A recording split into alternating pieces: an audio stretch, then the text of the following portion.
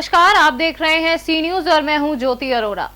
आइए नजर डालते हैं इस वक्त के न्यूज बुलेटिन पर। कोरोना वायरस के बढ़ते संक्रमण को रोकने के लिए प्रदेश सरकार ने मास्क व सोशल डिस्टेंसिंग का सभी लोगों से पालन करने के लिए अपील की, जिसके मद्देनजर रखते हुए पुलिस अधीक्षक औरैया सुनीति के दिशा निर्देश से जिले के सभी तहसील थाना क्षेत्रों में व चौकियों में आदेश जारी कर कहा कि बगैर मास्क व हेलमेट के यात्रा करने वाले लोगों पर सख्त से सख्त कार्यवाही की जाएगी। औरैया से सी न्यूज संवाददाता विनय की report. Uttar Pradesh journalist association उपजा की तरफ से आज बांदा जनपद के पदाधिकारियों ने जिलाधिकारी को ज्ञापन सौंपा। ज्ञापन के माध्यम से पत्रकारों ने बताया कि जिस तरह से उत्तराखंड सरकार के द्वारा पत्रकारों की आवाज दबाने का काम किया जा रहा है और उन पर देशद्रोह जैसे मामले लगाकर कार्यवाही की जा रही है, इसकी हम सभी घोर निंदा करते हैं। जिस तरह से मीडिया को लोकतंत्र का चौथा स्तंभ कहा जाता है और भारत में मीडिया ने लोकतंत्र की परंपराओं और गणतंत्र की रक्षा के लिए हमेशा महत्वपूर्ण योगदान दिया है। मीडिया ने हमेशा लोकतंत्र के रक्षक और समाज के सजग प्रहरी के रूप में अपनी भूमिका सफलता पूर्वक निर्वहन करते हैं, लेकिन उसके बाद भी उत्तराखंड सरकार के मुख्यमंत्री त्रिवेंद्र सिंह रावत के द्वारा पत्रकारों की आवाज को दबाने का काम किया जा रहा है। किस तरह का ज्ञापन दिया गया है? आज पूरे बांदा जिले के इलेक्ट्रॉनिक और प्रिंट मीडिया के सारे पत्रकार साथी आज कलेक्ट्रेट में इकट्ठा हुए हैं और आज हमने डीएम साहब के माध्यम से माननीय मुख्यमंत्री जी को एक ज्ञापन सौंपा है। जिस तरह से उत्तराखंड में पत्रकार उमेश शर्मा जी के खिलाफ षड्यंत्र रचकर उनके खिलाफ रासुका का मुकदमा। बांदा से सी न्यूज संवाददाता कुलदीप त्रिपाठी की रिपोर्ट। खबर बैतूल जिले के आमला जनपद पंचायत अंतर्गत ग्राम तरोड़ा बुजुर्ग से है, जहां कल रात तेज आंधी और तूफान आने से किसानों के खेत में लगी मक्का की फसल पूरी तरह बर्बाद हो गई। जब इसकी सूचना किसानों के द्वारा पटवारी को दी गई तो पटवारी का कहना है कि 2-3 दिन में झाड़ अपने आप खड़े हो जाएंगे। नाम है आपका? मेरा नाम धनराज, पिता यशवंत ढोवारे, ग्राम तरोड़ा बुजुर्ग, पोस्ट गुबरेल, तहसील आमला, जिला बैतूल, मध्य प्रदेश का निवासी हूँ मैं। क्या समस्या हुई कल रात? समस्या शाम को 12 बजे के बाद पानी और हवा के साथ तूफान ज़्यादा आने से पूरी मक्का नष्ट हो चुकी है और जिसमें मैंने दीवान जी को फ़ोन किया तो 2 दिन के बाद में देखेंगे। क्यों ऐसा क्यों कहा उन्होंने? मक्का खड़ी हो जाएंगी तो देख लेंगे, ऐसा बोला। तो अभी आप क्या चाहते हो? हम ये चाहते हैं कि हमारा जो नुकसान हुआ सरकार से हम मांग ये चाहते हैं, मक्का मुआवजे की मांग चाहते हैं। जैसे कि आप किसान हो, क्या आपके अनुभव से आप मुझे बता सकते हो कि 2 दिन के बाद में वाकई में फसल खड़ी हो जाएगी? नहीं होंगी सर, ये देखो पूरी नीचे गिरी हुई है, अब इसके बाद में खड़ी नहीं हो पाएंगी। पूरा वजन उस पर ज़्यादा से ज़्यादा हो गया, अधिक से अधिक। तो अभी आप क्या चाहते हो हमारे माध्यम से? आपके माध्यम से हर पेपर न्यूज चैनल में डाला जाए, ग्राम पंचायत तरोड़ा बुजुर्ग में ये खेती की पूरी समस्या का जानकारी चाहते हैं। बैतूल से सी न्यूज संवाददाता संदीप वायकर की रिपोर्ट। विकासखंड सूरतगंज में अंजड़ी बसावटों में कृषि विपणन सुविधाओं ग्रामीण संपर्क मार्गों का निर्माण कार्य योजना के तहत वर्ष 2018-19 में बना सूरतगंज जजरा मार्ग पर पिपरी घाट संपर्क मार्ग बनने के 1.5 वर्षों से ही धंस गया। पिपरी बसंतापुर के बीच करीब 10 फीट मार्ग बारिश के कारण कट गया, जिससे आम जन को आने जाने में काफी दिक्कतों का सामना करना पड़ रहा है। क्या नाम है आपका? पिपरी घाट संपर्क मार्ग है, दुर्गेश कुमार यादव जी, ग्राम पिपरी। ये 1.5 साल पहले रोड बना हुआ था, अब कट गया है। क्यों कट गया ये?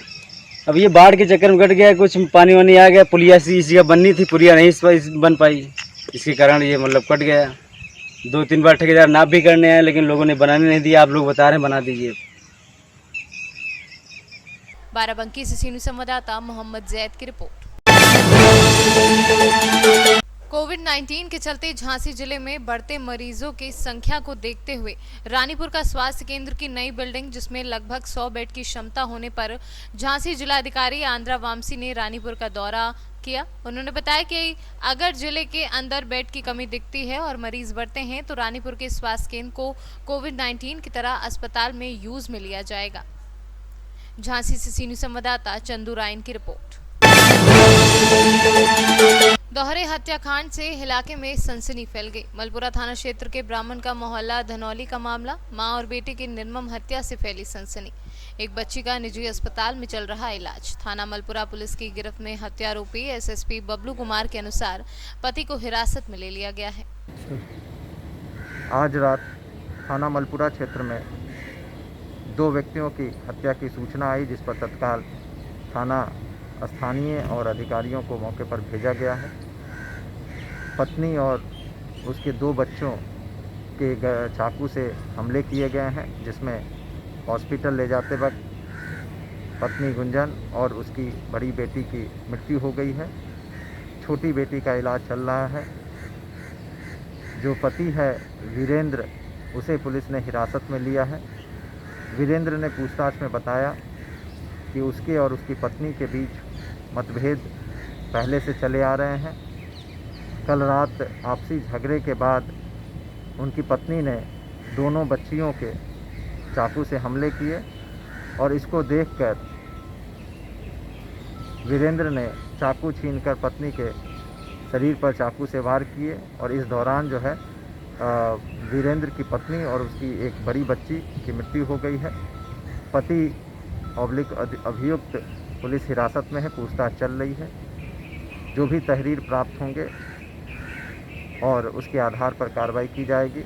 दोनों डेड बॉडी का पंचायतनामा पोस्टमार्टम की कार्रवाई कराई जा रही है। आगरा से सीनू संवाददाता अनुज उपाध्याय की रिपोर्ट। चतरा शहर के पुरानी कचहरी रोड में नगर भवन के पास नवनिर्मित चतरा के पहले पूर्ण वातानुकूलित आरबी हॉस्पिटल एवं डायग्नोस्टिक सेंटर का उद्घाटन मंगलवार को झारखंड सरकार के श्रम नियोजन एवं प्रशिक्षण मंत्री सत्यानंद भोक्ता ने किया।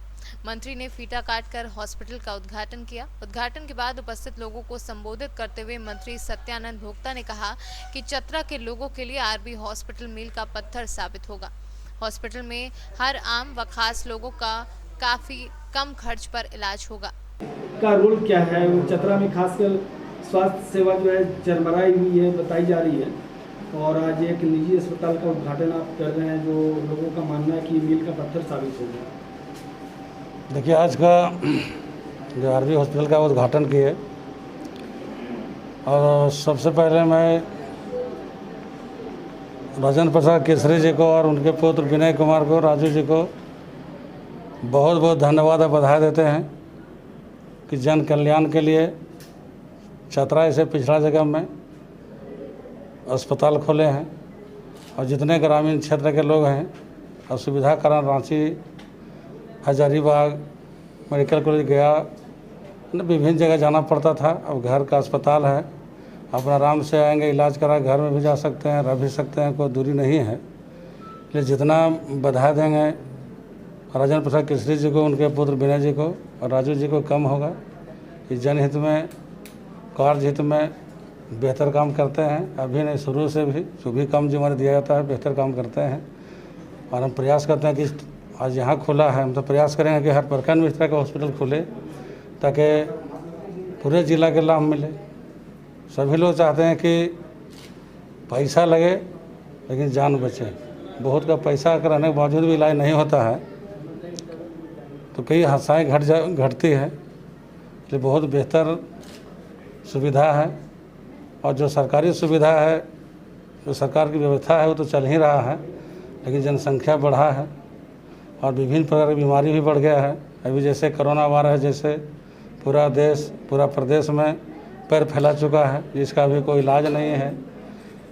हम लोग पूरे भारत सरकार से राज्य सरकार तक सभी लोग पूरा पहल कर रहे हैं कि कोरोना वायरस का खत्मा हो, देश जीते, प्रदेश जीते, सभी लोग लगे हुए हैं।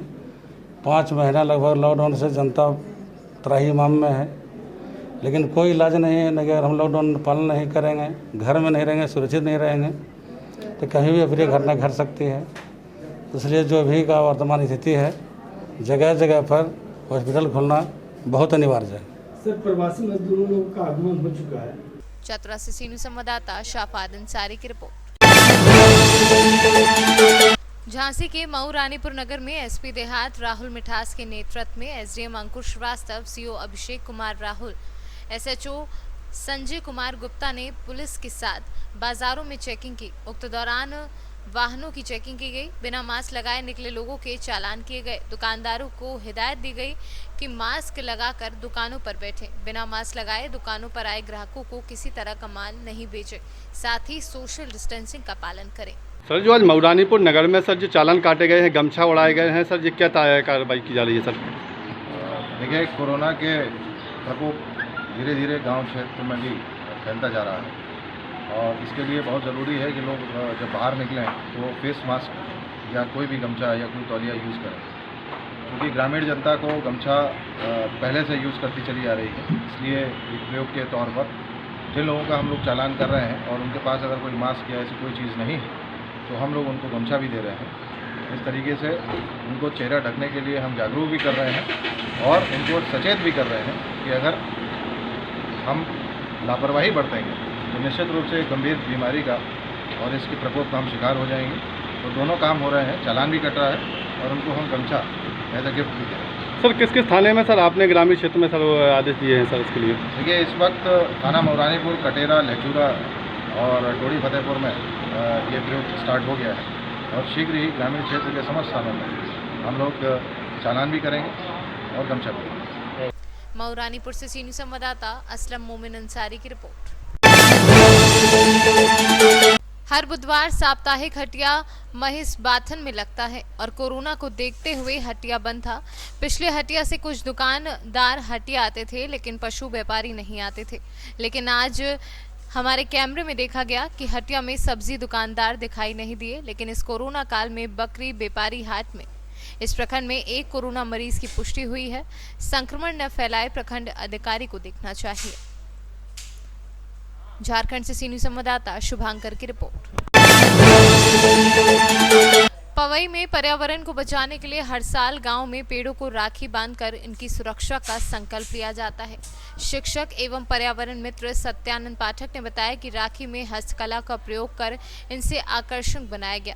उन्होंने बताया कि यूं तो भाई बहन के अटूट प्रेम के बंधन के रूप में जाना जाता है, पर पेड़ पौधों की सुरक्षा का भी हमारा दायित्व है। इसलिए बच्चों ने पेड़ पौधों को अपना भाई मानकर राखी बांधी।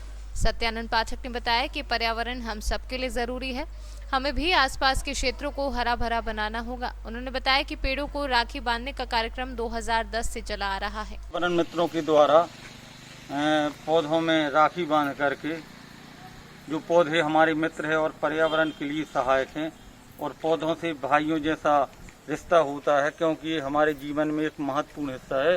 इस दृष्टि से हम लोगों के द्वारा एक नई पहल चलाई गई है और पौधों में राखी बांधकर ये संदेश दिया गया है कि हम पौधों को भी भाई जैसा बर्ताव करें और इनकी रक्षा सुरक्षा के लिए आज रक्षाबंधन के शुभ अवसर पर हम लोग प्रतिज्ञा करें और संकल्प करें कि हमें पौधों की रक्षा करना है, क्योंकि पौधे हमारे लिए मित्र हैं। रक्षाबंधन के अवसर पर हम सभी पर्यावरण मित्रों के द्वारा पौधों में राखी बांध करके हम लोगों ने संकल्प लिया, जैसे एक बहन अपने भाई की कलाई में राखी बांध करके और संकल्प लेती है रक्षा के लिए, सुरक्षा के लिए, उसी प्रकार से हम लोगों ने आज रक्षाबंधन के अवसर पर पौधों में राखी बांध करके पौधों की सुरक्षा और संरक्षण का संकल्प लिया है।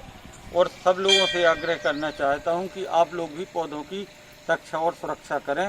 इस रक्षाबंधन से यह एक हम सभी पर्यावरण मित्रों के द्वारा पहल की गई है। जय हिंद, जय भारत। पन्ना से सीनियर संवाददाता विजय दुबे की रिपोर्ट। इस वक्त के न्यूज बुलेटिन में फिलहाल इतना ही। देश और दुनिया की तमाम बड़ी खबरों के लिए आप देखते रहिए सी न्यूज। हर खबर आपके साथ, आपके हाथ।